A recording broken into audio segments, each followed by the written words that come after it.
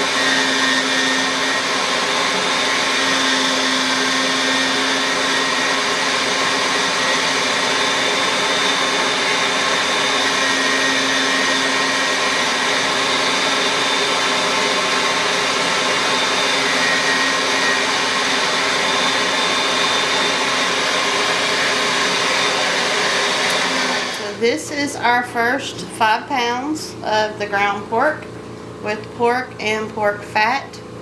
So we're just going to make a simple sausage to stuff and casing, just a simple pork sausage.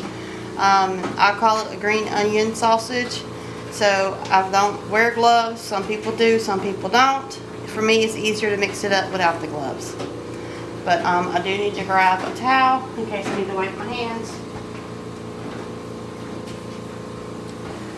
And I'm going to go ahead and tell you what the ingredients are for 5 pounds of ground pork. It's going to be 1 teaspoon of cayenne pepper. Now this is optional. Some people don't like cayenne, allergic, don't have to put it. But it is important to weigh out the meat and more precisely on your measurements.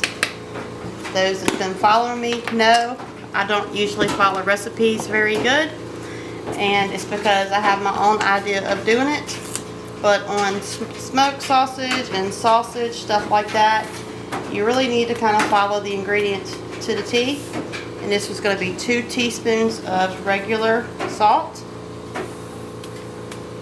Actually 2 tablespoons, sorry. And then we're going to do 1 tablespoon of ground black pepper. Again, if you don't like a lot of pepper, then you might want to put a little less. This is 1 tablespoon of black pepper. And then we're going to put 1 tablespoon of rubbed or crushed sage, whatever one you have on hand. I don't recommend using the ground sage because it just doesn't get all mixed into the sausage as well. You would think it does, but it actually being powdered, it doesn't move around as freely. That's just from my experience. So you want to use rubbed or crushed. And this is going to be 1 tablespoon. Sorry y'all, had to get that one open. Didn't realize it wasn't open. So that's 1 tablespoon, and I'm on this one, I don't care if it's a little fuller because we like the sage in the sausage. And I'm just trying to evenly sprinkle it around. And all we have left now is our 1 cup of water. I'm going to do that last, but the green onions, well actually I'm going to do the water first because I'm going to use this cup to measure my green onions in because it was just water in it. And you use about 1/2 to 3/4 of a cup. unless you're like us. You really like green onions, so mine's probably going to be closer to 3/4 of a cup, maybe closer, a little more than that, closer to a cup, but we're going to start out with 3/4 cup, see how we like that first. So that is some of our fresh chopped green onions. So it's not that tiny little, you know, a tinier onion. It was over winter green onion, so some of it got larger. But either way, it's going to be great for our sausage. Now all we're going to do is mix this up with our hands. And again, you can do this with gloves if you prefer. It's nice to have a big pan ready, a glass pan to put this in after you mix it up. I keep the metal pan out just for my mixing it. And then it helps you to, you can spread it all around and work with it better. And of course you're going to make a mess, so I'm just doing this for the video because we have a whole lot more to do. So all of that stuff won't be in my way after this video is over, because this was just the first part of all the fun of making the sausage.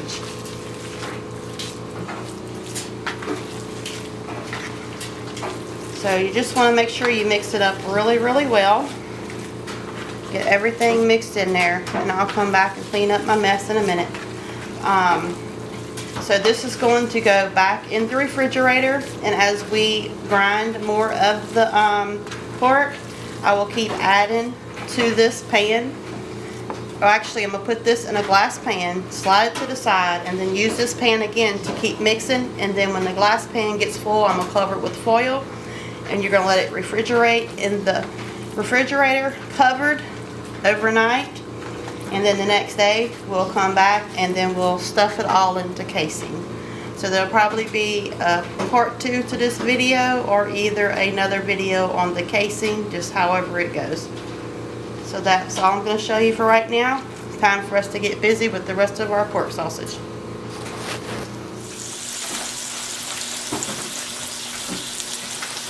Now it is time for us to try out this green onion pork sausage. Now we may make some patties, but most of it's going to go in casing. So what I was saying on the first part was, on the green onions, that was 3/4, a half a cup to 3/4 of a cup per 5 pounds of ground pork. So you can adjust it to however you think you would like it. So you always want to cook some, especially if you change the recipe around, to make sure it is something you're going to enjoy. I find lots of the recipes out there, they go too crazy with the spices and there's just too much going on in it. I find that it's best to just keep it simple, but yet put your salt and pepper, sage, green onion. You can add on to that, but sometimes it just makes it to be too much. And depends on what you're using it for. You know, if you want to make a batch of some gourmet with some allspice and cloves and a bunch of stuff in it just for like one meal, but we tend to make it all pretty much the same way, and we all enjoy it that way. Then we can enjoy it with whatever kind of meal we're having for breakfast or supper, or cooking it with a recipe, whatever, jambalaya, about having it in a casing. And even if it's in the case, we still can take it out and cook it for breakfast. It doesn't matter. Now, if I were canning this and was not putting it in the freezer, I would probably make patties like we did with the rabbit sausage, and then I would pressure can it. But this sausage is simply going to go straight into the casing, and then it's going to be frozen. Now, we do have an electric smoker, but y'all know I'm very frugal, and we don't have a smoke house yet. So we just go ahead and put it in the casing, and then we will freeze it and just use it like that, and it's still good. It may not last quite as long as, say, if it was smoked. You probably could get closer to 18 months, but you know, I keep thinking about that. Everybody thinks everything lasts forever. If you're not going through your food and rotating it as you're eating it, you really honestly should never have any food in your freezer or on your shelf that's over a year old, Because if you're a homesteader, you're constantly using and replacing and rotating everything. So that's just my take on it. So we're going to go ahead and get these patties fried up. Looks like I need to turn my heat up just a little bit. And all of the sausage stuff has been done at my neighbor's house, so it is a little bit different cooking over here than cooking on my gas stove. But he has a whole lot more room in his kitchen than I have in mine. And I'm telling y'all, we all just pitch in together and get the job done. Processing a pig or a hog is not for the lame or queasy at heart. It does take a lot of doing, takes a lot of effort. It is very exhausting. I don't care if you don't have health problems. It's a lengthy process. So, I mean, day one we butchered it and then deboned it and cut the hams and everything. And then the second day we rendered lard. And now I know why people say, Lord have mercy.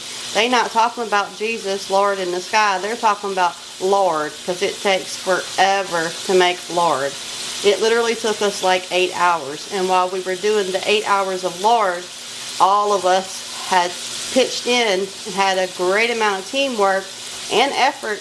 While the lard was going, I was watching the lard, and they were cutting all the meat and cubing it up for the sausage. So it definitely takes team effort. Yes, you could take it to a slaughterhouse if you could find one that has any openings in our area. That was why we did not go with raising the beef anymore, because we didn't have any way to have it processed, and there was no way on God's green earth that we could do it by ourselves here on the homestead. But even though the pork was challenging, it was a lot more manageable, and that was the route that we went, so that we still have several different meat sources here on the homestead. And I tell y'all, the way everything is getting, all the stuff they're putting in our food, y'all have to do y'all's own research on it and tell me what you think about that in the comments. But this is a huge blessing, just simply knowing what's in your food. Was it exhausting? Yes. Is it more frugal? Not necessarily cheaper, but a huge peace of mind knowing what's in your food. So it pretty much equals out. But you gotta really want to do this kind of stuff to really do it. If you're not really into it, most people won't stick to it, because it's a lot of work and it's tiring. So I'm gonna go ahead and get this sausage finished up, and we'll bring y'all back as soon as we are ready for the next step.